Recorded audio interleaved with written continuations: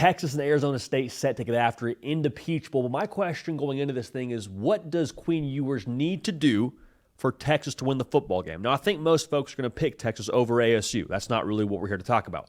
What I'm here to talk about is how much pressure Arizona State is able to apply to that Texas offense to where maybe Quinn Ewers has to do a little bit more than what we've seen recently.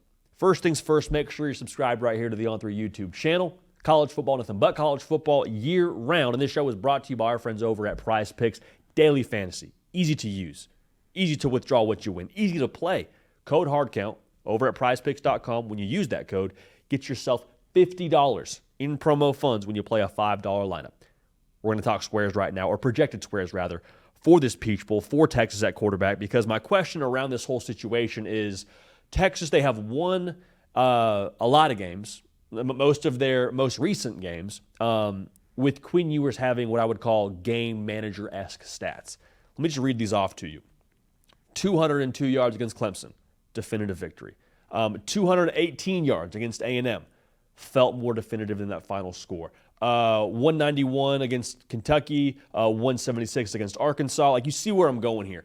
He hasn't had to be a world beater. Now, to be fair to Quinn Ewers, he hasn't been 100% healthy. I don't think it's a thing where you ask him to throw it all around the yard when you got your running backs just absolutely cooking up like it's IHOP. But with that being said, I wonder for Arizona State if it's like, you know what?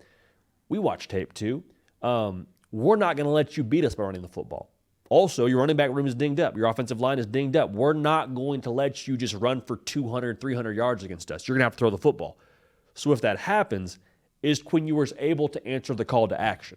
Now, with the weapons around him and with who Arizona State is overall from a roster talent perspective, you would expect Texas to be at an advantage there. I think the Quinn Ewers PrizePicks square will be somewhere in the range of 215.5 passing yards.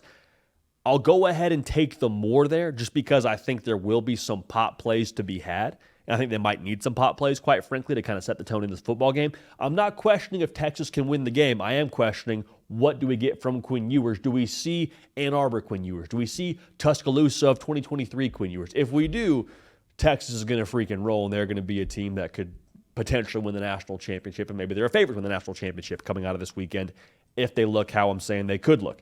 But if they don't, what do you get from Quinn Ewers? We'll talk about all that right now with our guy on the ones and twos, producer of the Hard Count, Kentucky Derby award-winning jockey, Kaiden Smith. Kaiden, what's up, baby? How we living? What's good, my guy JD? Happy to talk PrizePicks. Happy to talk about one of my favorite teams really to talk about in the playoffs in Texas, because I just think they're super interesting when you talk about Quinn Ewers and what his role has been now in this offense. I think there's a lot of potential for some sharps out there to maybe make some bread on PrizePicks. I love it, man. So you talking about Quinn Ewers? We set that potential square for him. Maybe it's a lot higher. Maybe it's like in the 240 range. I think 215.5 is about what I would expect it to be as we sit here right now. I think that's a fair square. I'd probably take the more there. What do you expect from him in this football game?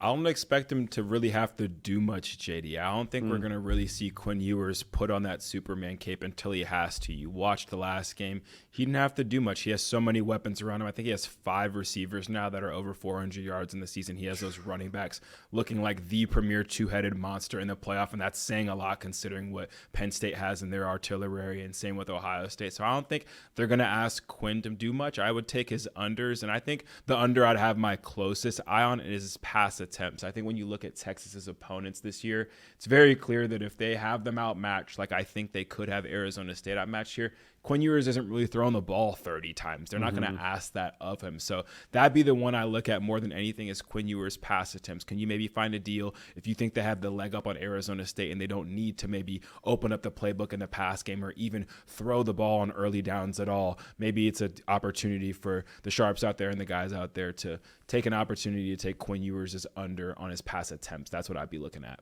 I don't hate that at all. I don't hate that one bit. Taking the less on the attempts is not a bad strategy by any stretch of the imagination. Now, here's one that I think is just fair to talk about, maybe fun to talk about when it comes to this game in the PrizePicks world, and just maybe the college football playoff in general. We've talked a lot about Arch Manning really since he started to have a role in this offense, and I think the conversation is slowly but surely becoming like, hey, how much how much run do you give an Arch Manning in this college football playoff? Two-part question for you. I want to hear your take on this. Does Arch Manning have a larger role in this football game? And if there's a PrizePicks square out there for Arch Manning, I would imagine it's probably a half a rushing touchdown. Do you take it? Do you take it? That's a tough one, JD. I think when you look at the Arch Manning package, in the last game, it was not as successful as you'd want it to be. It didn't work. There was a fumble. They didn't really gain any yardage. They've kind of gotten over the phase of throwing the ball out of that package too and trying to catch teams off guard. Everyone seems pretty much ready for it. Obviously, it didn't affect the outcome of the game. I don't think he needs to have a huge role in this game. I think what we look at from a favorability standpoint is what it is, because Texas is elite this year and they just have the better roster compared to Arizona State. If there was an Arch Manning square out there, I wouldn't love the touchdown one, but if there was some yardage there, I think there's something to be beholden, because if there's a small amount of yardage, there's a chance that Arch does get that in his few snaps in his package. And I don't think anyone would be too surprised either if Arizona State got blown out in this game and all of a sudden we're watching Arch Manning play in the fourth quarter. So I think if there's an Arch Manning square, maybe not scoring, but some variation of rush yardage or pass yardage, I think there's simple value there just based on one.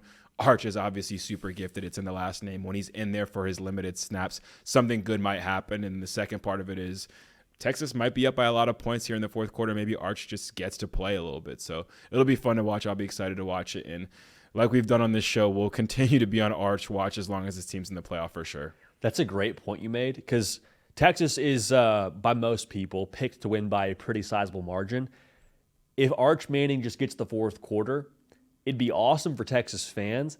If you're Steve Sarkisian, Cato, I think that might be that's Pandora's box. Because what you could find yourself in is, Arch Manning's out there spitting it against Arizona State, and he goes for 2 passing touchdowns, and the grass is always greener, and Texas fans are like, wait a second. We want that dude rolling out there in the next. Quinn Ewers, great. Arch Manning, though, he's the new shiny toy, and he just went bonkers in the fourth quarter against the college football playoff team at ASU. Let's go with that guy. Like, that could be kind of the the double-edged sword, if you will, of that whole situation. I'd be very interested to see what would happen there. No, that would just be trouble, I think, for Texas. We've obviously had the Jalen Hurts and Tua comparisons kind of swirling, wisping in the wind heading into the playoff, just given Quinn Ewers' play. But I think he's going to have to play significantly bad for Arch to take any kind of front seat role. And I think if Texas is in a favorable position to where they find themselves up enough to just parch Arch Manning and put Arch Manning in there to close out the game, I don't think there's anything he's going to be able to do to take Quinn's spot unless he somehow just – the factors don't make sense. It'd be like if Quinn played an awful game, but Texas had a bunch of defensive touchdowns, rushing touchdowns. He didn't contribute to it all, and then all of a sudden Arch Manning goes in there and is hurdling people and making crazy throws. So we'll see. We'll stay on Arch watch, but I think – it's going to be Quinn's job until Sark maybe has the gumption to do what a Nick Saban did in a national championship at a halftime in a big moment when he feels like his team is going to need kind of a spark, kind of something to change. I think it would take that to really unleash Arch, but hopefully we see him in this game. I think it'd be fun. We like to watch him whenever we can around here. It'd be a lot of fun. The curious part about this, too, if you go to Arch Manning, it's not just for the second half of a national title game, which in itself was bonkers and obviously paid dividends for Bama, but it's no, Arch, you're our guy, again, in theory here, if they were to make the switch after this game, for 8 more quarters. That's a lot to put on a freshman quarterback, or a redshirt freshman quarterback, I should say.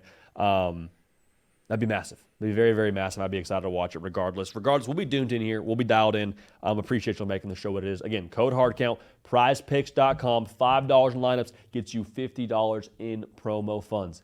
We appreciate y'all being locked in. We're going to keep this party rolling. We will see y'all next time.